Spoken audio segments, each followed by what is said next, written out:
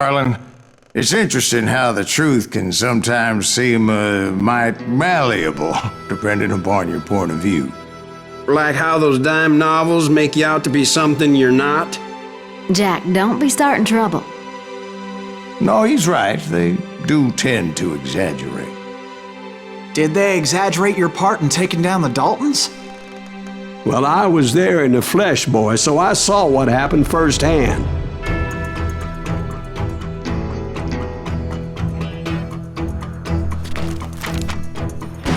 Those Daltons were lawmen once, before they all went bad, robbing banks and trains clear across the territory. Until Coffeeville, of course. I was one of the citizens who took up arms that day. Fighting on the side of the right? I did my best, sir. We all did.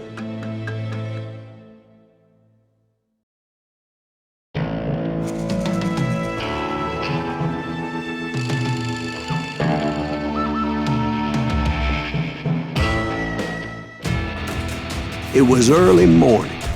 One of my friends was a local gunsmith, and he handed out firearms to anybody who'd take one.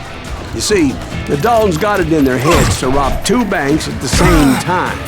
Two banks on the same damn street. Story was Bob Dalton's girl was always riding him about how he had no ambition. Oh, you're nobody next to Jesse James, she'd say. Finally, the bastard took his brothers to Coffeeville just to shut her up. Right. It's always the woman's fault. Well, the locals recognized the Daltons right off. Before they could get away, half the town took up arms to defend their property.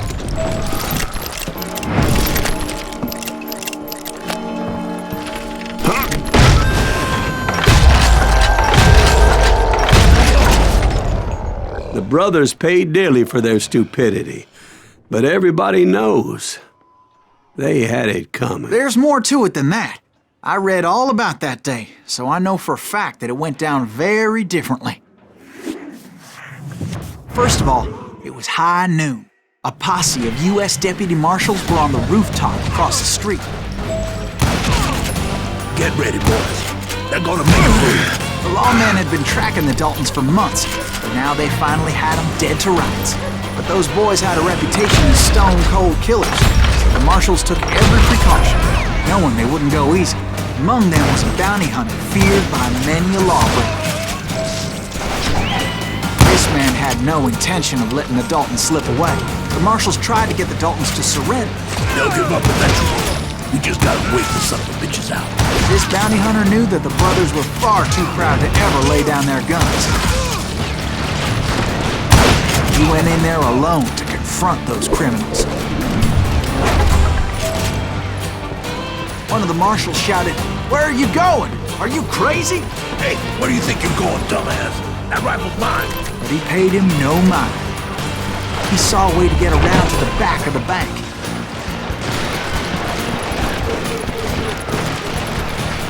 Then he figured out how to hit the Daltons from a direction they weren't expecting.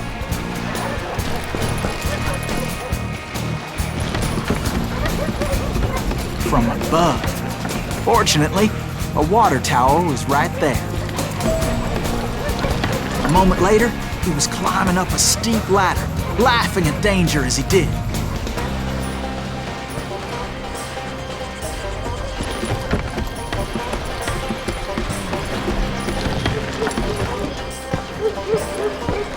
It was brave men like him who risked their lives to tame this wild country.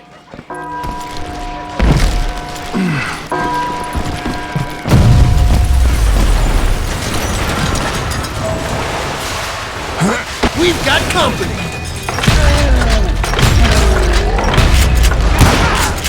Heroic men like him who did what other men couldn't or wouldn't to make this country free. Like Jim Boone, that Silas Davy Greaves? Crockett, Son John of a defended the bitch! Alamo.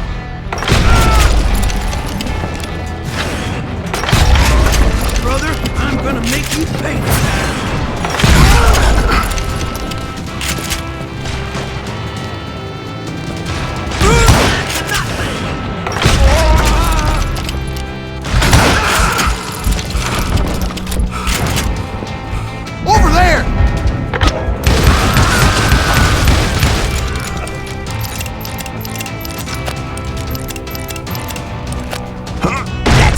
Greaves! What the hell? Blam! Blam! He came away victorious, taking down those thieving Daltons.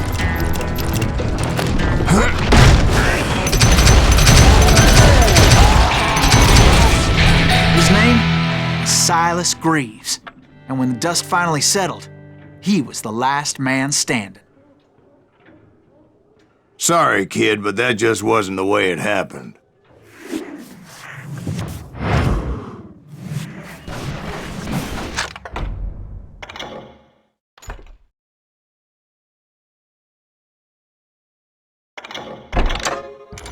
It was early evening, not high noon.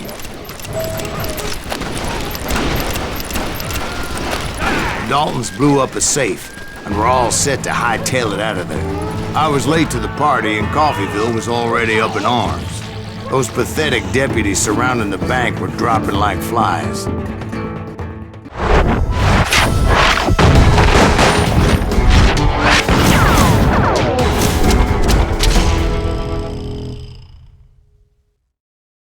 I had been tracking those jokers for months, waiting for them to do something reckless.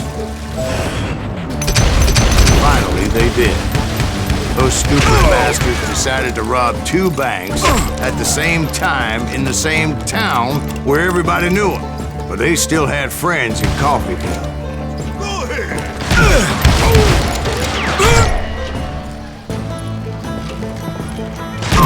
Don't let that asshole get away with this! Now you're in trouble.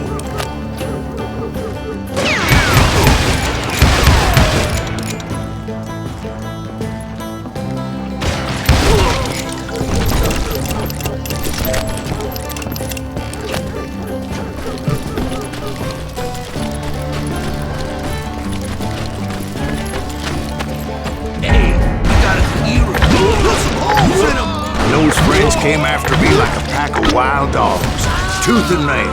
They were coming at me from all directions. I caught sight of the Daltons running with the money and didn't want to lose them. Problem was, they knew the town better than I did.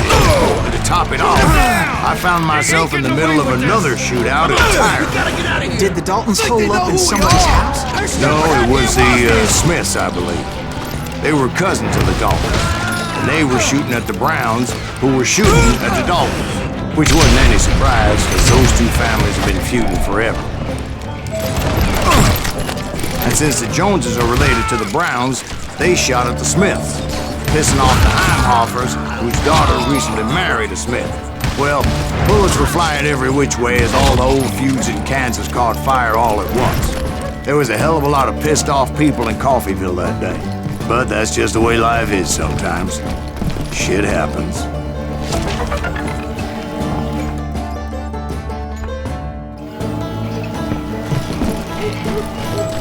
The Dalton boys knew I would never give up.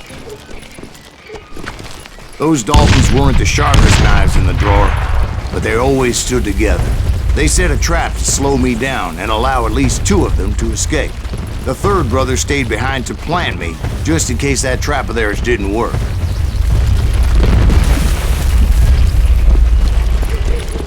It was Emmett, the youngest, and he decided to stand his ground and face me down.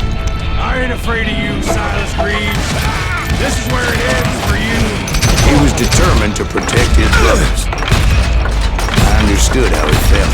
Taking me on all by his lonesome wasn't exactly a recipe for a long life.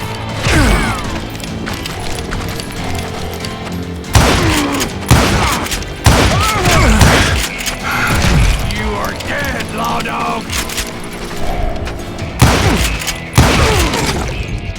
But Emmett Dalton survived the robbery in Coffeyville. He's the only Dalton who did. They say he was shot 23 times. Well, Dwight, who do you think put all those damn holes in him?